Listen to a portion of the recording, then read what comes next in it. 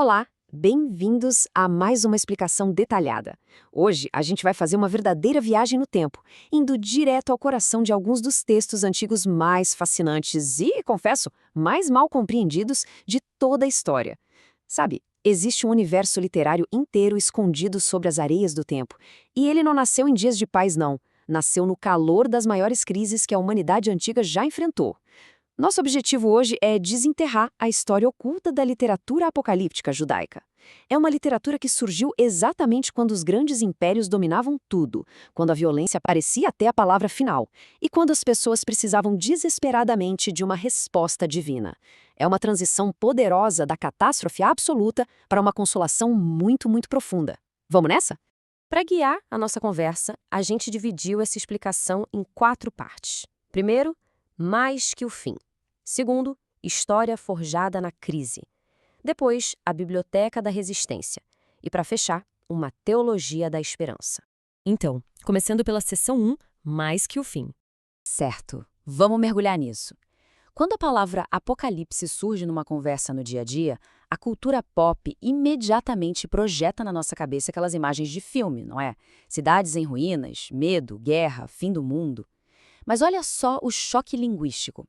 A palavra original em grego, apocalipsis, não tem absolutamente nada a ver com destruição. Zero. Ela significa pura e simplesmente revelação. É um desvelamento, o ato de descobrir uma verdade que estava escondida. É como tirar um véu dos olhos para enxergar a realidade de um jeito totalmente novo. A academia moderna separa isso em 3 termos diferentes, para ninguém fazer confusão. Apocalipse em si se refere estritamente ao gênero literário, aos textos que foram escritos. Já o apocalipticismo é a ideologia social, ou seja, aquela visão de mundo de uma comunidade que enxerga a realidade como uma grande batalha entre as forças do bem e do mal. E por fim tem a escatologia apocalíptica, que é o conjunto de ideias sobre o fim dos tempos, o juízo final e a ressurreição. Separar isso é super importante porque um texto pode muito bem falar sobre o fim dos tempos sem fazer parte necessariamente do gênero literário apocalíptico. Mas então, como a gente identifica um texto desse gênero literário? Bom, tem que procurar os ingredientes principais, que seguem uma fórmula narrativa bem clara. A história sempre começa com uma revelação divina sobre uma realidade superior, transcendente. Só que essa mensagem nunca vem de forma direta. Ela é entregue por um mediador sobrenatural. Quase sempre um anjo servindo de guia, sabe? E quem recebe essa mensagem do lado de cá costuma ser uma figura antiga e muito respeitada, tipo Enoque, Daniel ou Abraão. E o conteúdo dessa revelação, aí que tá, envolve sempre visões de cair o queixo, com viagens a outros mundos e batalhas cósmicas, mostrando que o plano de Deus vai muito, muito além do que os nossos olhos conseguem ver. O que nos leva ao coração dessa primeira parte. O acadêmico James Van Der Kem resumiu tudo de um jeito brilhante quando disse que os apocalipses surgiram entre os judeus e foram escritos para consolar os leitores. Percebe a diferença? Esses textos não nasceram para botar medo em ninguém. Muito pelo contrário. Em épocas de sofrimento absurdo, essa literatura tinha uma função super acolhedora, pastoral e comunitária. Ela foi escrita para curar as feridas, dar sentido às coisas e consolar o coração de quem estava se sentindo completamente esmagado e abandonado pelas engrenagens da história. E isso nos traz a seção 2, História Forjada na Crise. E essa linha do tempo ilustra perfeitamente o contexto daquela época, o chamado período do Segundo Templo. Olha só, durante séculos o povo judeu não sabia o que era ser uma nação politicamente independente. Foi uma sucessão atrás da outra de impérios gigantescos mandando em tudo. Começa com aquele retorno e a reconstrução de Jerusalém sob o domínio dos persas. Daí passa por uma pressão cultural gigantesca na época helenística com Alexandre o Grande. A coisa vai escalando até virar uma perseguição violenta durante a crise seleucida e por fim culmina naquele golpe devastador do Império Romano. Basicamente uma marcha longa e pesada de subjugação contínua. O momento mais crítico dessa panela de pressão rolou sob o reinado do rei Seleucida Antíoco IV Epifânio. E não foi só um probleminha político ou cultural. Foi uma tentativa brutal e direta de esmagar a fidelidade religiosa daquelas pessoas. Antíoco profanou o templo, proibiu as práticas sagradas e realmente colocou à prova a sobrevivência do judaísmo. É no meio desse trauma severo, onde comunidades inteiras perdiam a vida só por tentar manter a fé, que a literatura apocalíptica ganha sua forma clássica. Ela nasce literalmente como um grito de resistência em meio à revolta dos macábeos. E então, um pouco mais tarde, no ano 70 d.C., acontece o impensável. As legiões romanas não só dominaram a região, como reduziram o centro geográfico e espiritual de toda aquela cultura às cinzas. A destruição do segundo templo deixou um silêncio pesado, uma angústia que é até difícil de descrever. Imagine as questões teológicas esmagadoras que surgiram desses escombros. O mal venceu, a justiça de Deus falhou. Foi exatamente desse chão totalmente devastado que novos textos apocalípticos começaram a brotar, numa tentativa desesperada de encontrar algum sentido onde aparentemente não restava mais nenhum. O que abre as portas para a nossa seção 3, a Biblioteca da Resistência. Essa nossa biblioteca organiza super bem o que seria um mar complexo de manuscritos antigos. Porque, veja bem, a literatura apocalíptica não é um bloco único, onde tudo é igual. É uma família de textos bem diferentes entre si. A gente tem o livro de Daniel, que é a grande fundação lá no cânone bíblico, tem o colossal primeiro Enoque, o livro de Jubileus e os radicais manuscritos de Qumran. E, depois que Jerusalém cai, surgem obras de uma profundidade incrível, como o quarto Esdras e segundo Baruque. Cada um desses textos oferece uma lente totalmente única de como encarar o fim do mundo que eles conheciam. Pegando o livro de Daniel como exemplo, principalmente os capítulos 7 a 12, ele funciona como a matriz de tudo isso. Lá, os impérios humanos opressores são desmascarados de um jeito genial. Eles não aparecem como governos legítimos, eles são retratados como feras monstruosas, aterrorizantes, espalhando caos absoluto na Terra.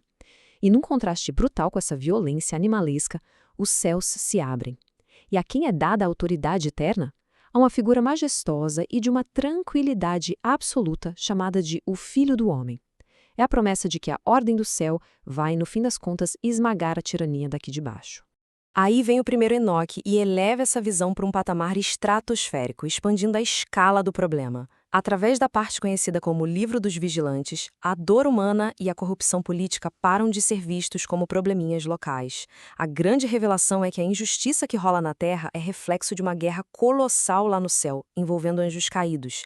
Essa mudança de perspectiva muda o jogo totalmente. Significa que a opressão é um problema cósmico. E, se o problema é imenso assim, a solução também vai ter que ser cósmica, vinda diretamente do Criador. E depois temos as obras escritas debaixo daquela sombra esmagadora do ano 70, como o quarto Esdras e o segundo Baruque. Nesses textos, a gente encontra um diálogo incrivelmente doloroso com o divino. É o lamento puro, o protesto da alma que faz a pergunta mais antiga de todas: por quê? Mas o mais fascinante é que esses textos funcionam como verdadeiros mecanismos de sobrevivência psicológica e espiritual. Eles pegam o luto de uma nação inteira e vão transformando isso, aos poucos, numa pedagogia de esperança. Eles garantem que, mesmo que as pedras do templo tenham caído, as promessas eternas de Deus permanecem completamente intactas.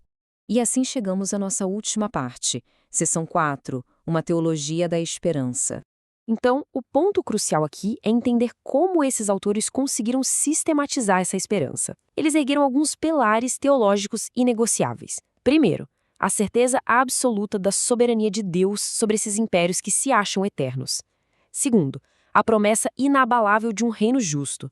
Depois tem a garantia da ressurreição, a certeza de que vai rolar um julgamento final e o grande clímax de todos, a promessa de que o mundo não vai ser só remendado, mas substituído por uma nova criação e uma nova Jerusalém.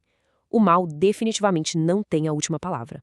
Pensa bem, esse foi o desafio político e teológico mais radical de toda a antiguidade. Imagina a arrogância de Roma, ou da Babilônia, construindo monumentos em cima do sangue dos povos conquistados e batendo no peito para dizer: nós vamos governar para sempre. A literatura apocalíptica de cabeça erguida olha bem na cara do tirano e responde: não, vocês não são a eternidade, vocês são só um erro de percurso, uma mera interrupção temporária que logo vai ser corrigida pelo juízo do universo. É uma sacada extraordinária para arrancar todo o poder das mãos de quem oprime. E falando em arrancar o poder do tirano, nada faz isso melhor do que a doutrina da ressurreição, que ganha contornos super claros no capítulo 12 de Daniel. Não era só uma teoria bonitinha, era uma resposta prática, um conforto real para um dilema terrível. Numa época em que as pessoas de fé estavam sendo torturadas e mortas por não abrirem mão das suas crenças, a teologia apocalíptica funcionou como um escudo impenetrável. A mensagem era muito clara: se o governante injusto usar o seu poder máximo de matar o corpo material, o poder absoluto e justo de Deus vai reverter o dano, devolvendo a vida e justificando quem foi martirizado. Checkmate. Mas a salvação não era vista só como um bilhete individual para o céu, não. Era uma restauração gigante e comunitária. E a melhor imagem disso é a famosa Nova Jerusalém, presente nos textos de Qumran e em 2º Baruque. Não é uma ideia abstrata num além distante. A descrição parece literalmente o projeto de um arquiteto para a cidade do futuro. É a visão de um lugar purificado, sem luto, onde o céu finalmente toca a terra e onde a presença divina volta a caminhar lado a lado com a humanidade. Só que a gente precisa deixar uma coisa bem clara sobre a chamada ética apocalíptica. Saber de todas essas promessas grandiosas de juízo cósmico e ressurreição não servia como desculpa para fugir da realidade. A literatura antiga nunca diz "senta aí e espera pacientemente que os anjos resolvam tudo". Muito pelo contrário, ter esperança na intervenção divina exigia uma urgência moral imediata. Era um chamado super sério para a resistência. Exatamente porque a justiça divina é inevitável no futuro, a única maneira correta de viver o presente é com retidão, compaixão e resistência total contra a corrupção da época. O que nos leva à nossa reflexão final. Essa jornada da catástrofe para a consolação é algo atemporal. Esses antigos escritores nos deixaram uma baita lição. A verdadeira história do mundo não é contada pelos imperadores arrogantes ou pelos generais vitoriosos. Então, quando as estruturas tremem, quando as crises ficam tão densas, que escurecem o céu político e social, e quando a história parece dominada pelo caos e por poderes que se acham invencíveis, fica aquela pergunta que ecoa através dos milênios. Para além do que os nossos olhos mortais conseguem enxergar, para onde a gente deve olhar, a fim de encontrar a nossa própria revelação de esperança?